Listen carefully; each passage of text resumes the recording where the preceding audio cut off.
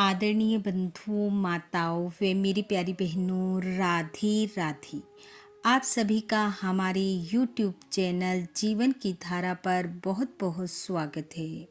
बंधुओं, आज हम इस वीडियो में ग्यारस माता यानी कि एकाक्षी माता की प्राचीन कथा कहानी सुनेंगे, जिसे सुनने सुनाने से भगवान श्री हरि की कृपा से मन की परेशानी दूर होती है, समय सुख पूर्वक बीतता है। कथा कहानी सुनने के बाद यदि आप हमारे चैनल पर नए हैं तो कृपया हमारे चैनल को सब्सक्राइब करें, बेल आइकन को प्रेस करें ताकि हमारी वीडियो की नोटिफिकेशन सबसे पहले आप तक पहुंचे। वीडियो को शेयर व लाइक भी जरूर करें। कथा कहानी के अनुसार एक नगर में एक ब्राह्मण देव अपने पुत्र के साथ रहते थे। ब्राह्मण देव की पत्नी का स्वर्गवास हो चुका था। ब्राह्मण देव भगवान श्री हरि के परम भक्त थे।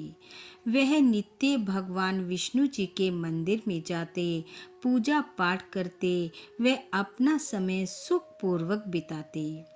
ब्राह्मण देव का एक नियम था कि वह सदैव एकादशी का व्रत करते।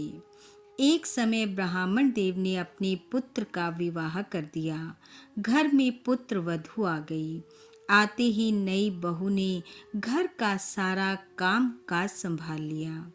एक दिन ब्राह्मण देव ने नई बहू से कहा, बेटी, कल मेरा ग्यारस का उपवास है।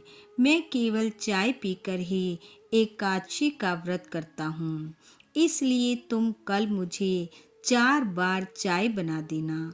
बहू ने कहा, ठीक है पिताजी। अगले दिन सुबह ब्राह्मण देव उठे, नहा धोकर पूजा पाठ किया, भगवान विष्णु का नाम ले एकादशी का व्रत रखा और बहू को आवाज दी, बेटी चाय बना दो। बहू ने कहा, ठीक है पिताजी, और वह चाय बनाने लगी। इतने में पड़ोसन बहू के पास आई और बोली, क्या कर रही हो? बहू ने कहा, आज मेरे ससुर जी ने एकादशी का व्रत किया है, इसलिए चाय बना रही हूँ। पड़ोसन ने कहा, ठीक है, और वह चली गई।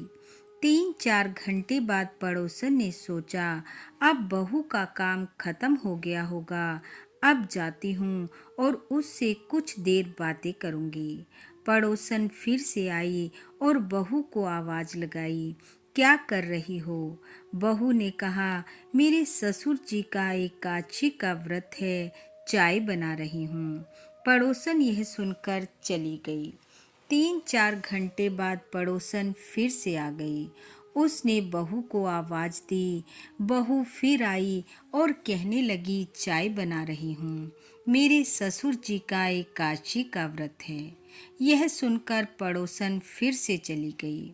शाम को 7-8 बजे पड़ोसन फिर आ गई और सोचने लगी, अब तो पक्का नहीं बहू का काम खत्म हो गया होगा। आकर उसने बहू को आवाज दी। बहू ने वही उत्तर दिया। पड़ोसन फिर से वापस चली गई। अगले दिन पड़ोसन बहू के पास सुबह सवेरे पहुंच गई और कहने लगी, क्या कर रही हो? बहू ने उसे अंदर बुलाया।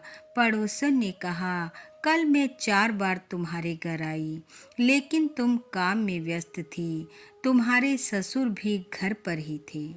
बहू ने फिर से सारी बात पड़ोसन के सामने दोहरा दी। पड़ोसन ने कहा, अगर तुम ऐसे ही 4-4 बार चाय बनाकर देती रहोगी तो तुम्हारा तो काम ही खत्म नहीं होगा। अब जब अगली बार एकादशी का व्रत आए तो तुम अपने ससुर को व्रत मत करने देना, चाय बनाने से मना कर देना। यह कहकर पड़ोसन चली गई। बहू सीधे मन की थी, वह पड़ोसन की बात न समझ सकी। अब जब अगली एकादशी का व्रत आया तो ससुर ने बहू से कहा, बहू, आज मेरा एकादशी का व्रत है और तुम आज फिर से 4 बार चाय बना देना। बहू ने कहा, पिताजी, अब व्रत रखने की कोई ज़रूरत नहीं है, मैं आपको चाय बनाकर नहीं दूंगी। पड़ोस में इतने बड़े बुजुर्ग हैं, कोई एकादशी नहीं रखता।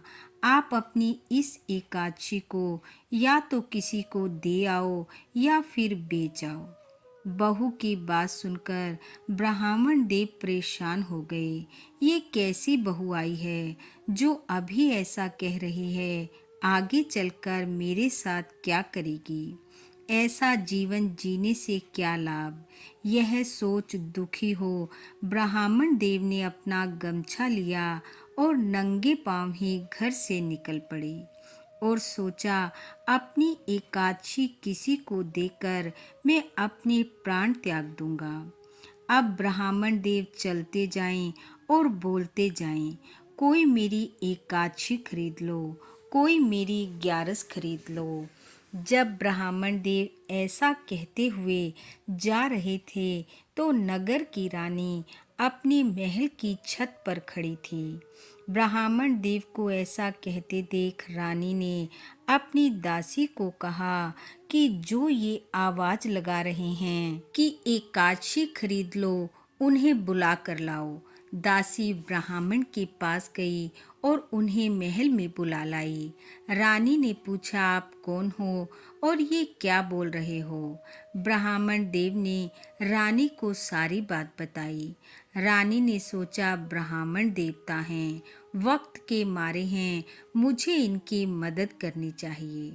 रानी ने कहा, अगर मैं आपकी एकादशी खरीद लूंगी तो क्या तुम मुझे दोगे?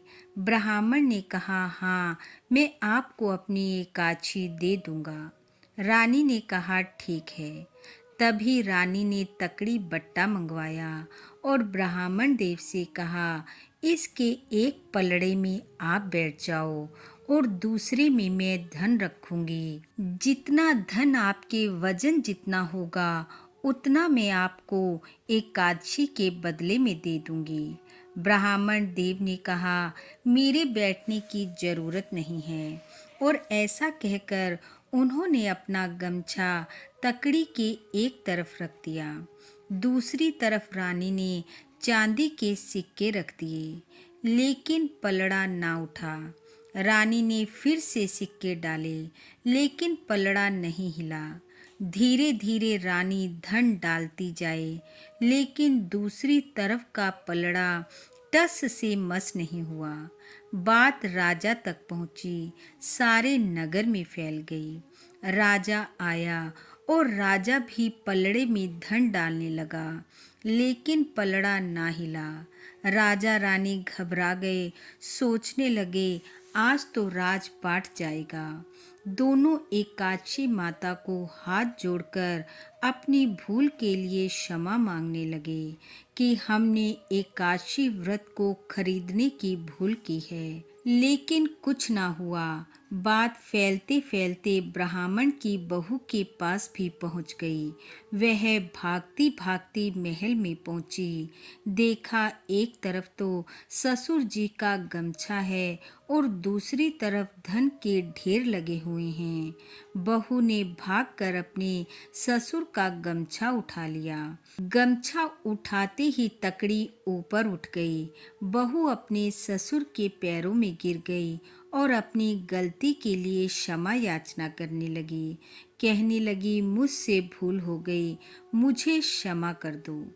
उधर राजा रानी ने भी ब्राह्मण देवता को प्रणाम किया, अपनी भूल का पश्चाताप किया और राजा ने ब्राह्मण देव को बहुत सी धन दौलत के साथ साथ 5 गांव भी उपहार स्वरूप भेंट किए।